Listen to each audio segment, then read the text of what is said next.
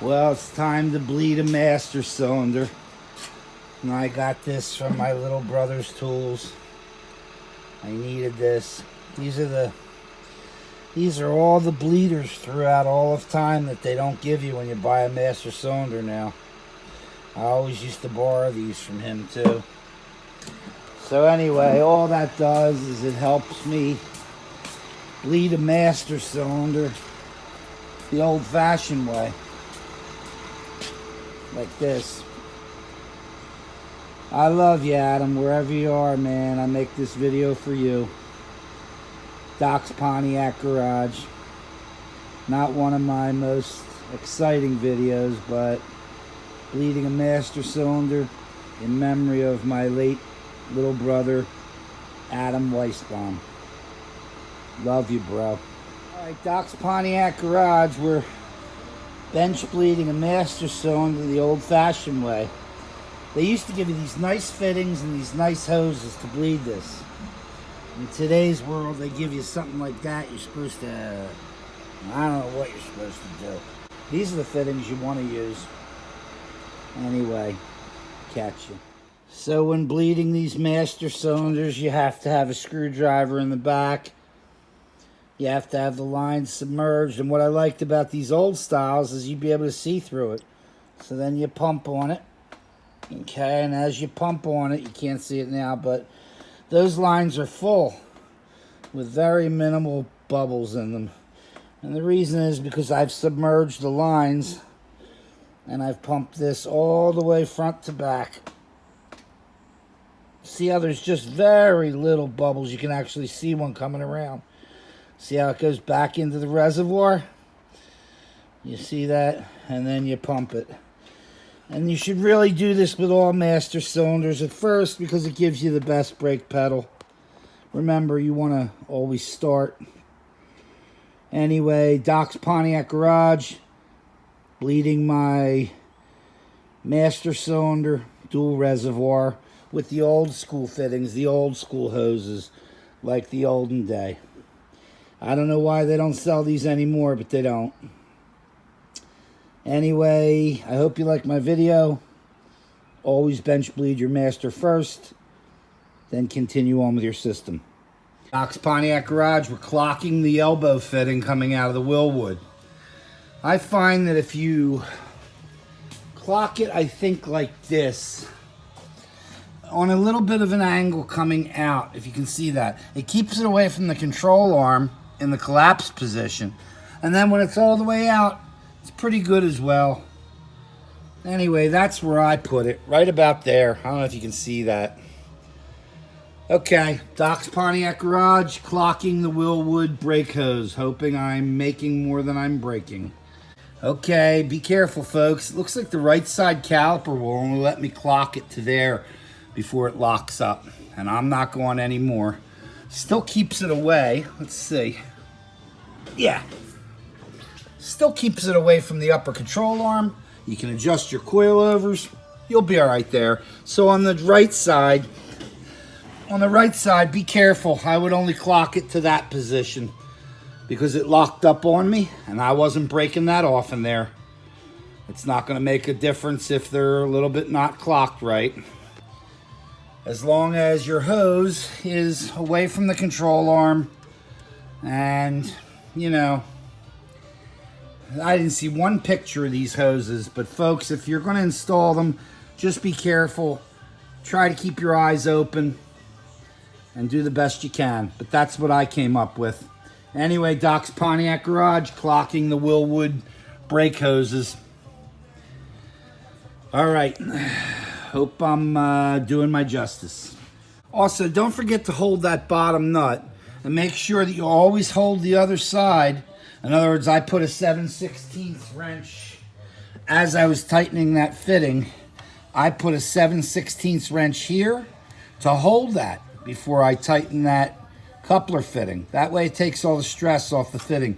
Do the same thing there with your 5/8 or 11/16 wrench.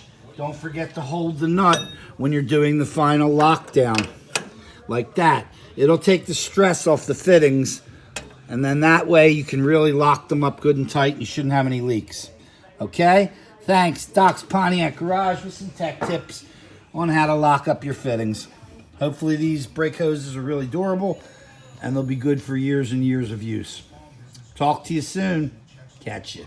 Hey, Doc's Pontiac Garage, just making you another video. I'm looking at the kits. It looks like they're running both these lines at 3/16. This is a GM Master Cylinder.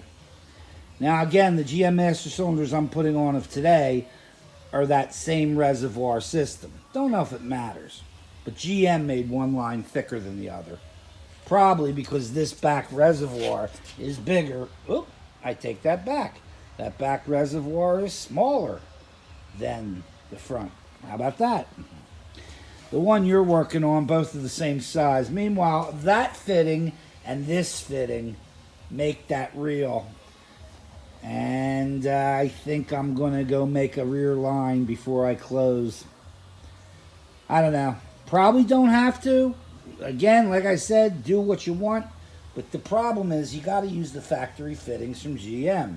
That looks like this one's gettable, 1/4 inch by that. That's a factory fitting. Anyway, Doc's Pontiac Garage, making the rear line 1/4 inch instead of 3/16 like they want you to do it. They give you a 3/16 line. Making the back one, I think that's a 1/4 inch. Don't quote me if I'm wrong.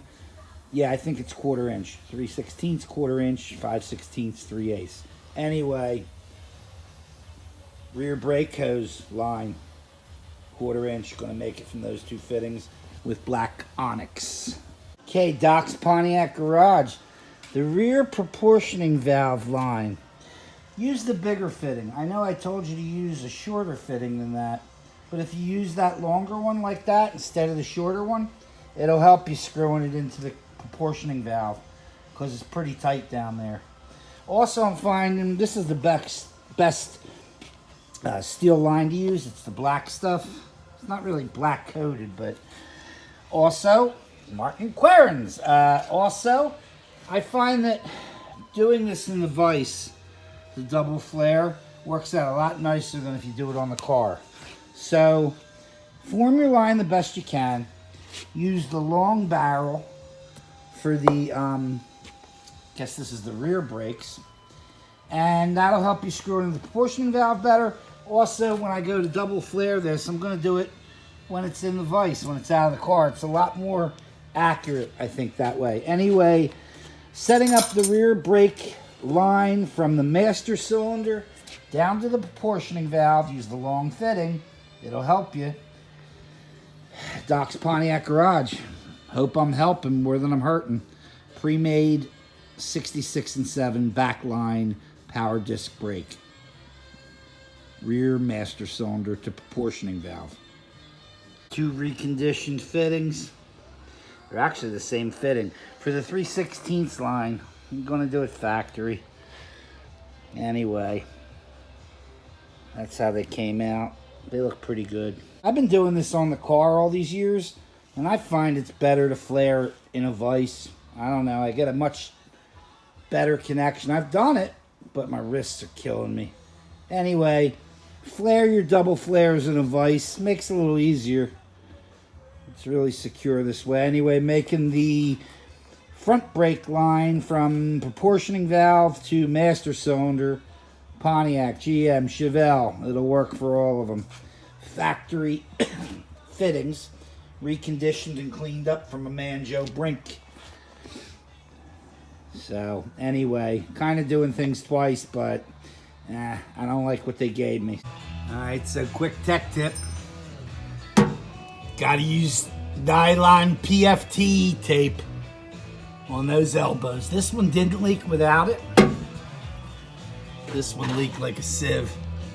I don't know. Can't believe Teflon tape works on a brake fitting, but Doc's a dick. I was wrong. Anyway, Doc's Pontiac Parts, Willwood Brakes, the elbow fitting, one that doesn't have a cone. Use Teflon tape. It's just how it is. Anyway, can you see that? There's your elbow fitting, Teflon tape, Willwood Brakes.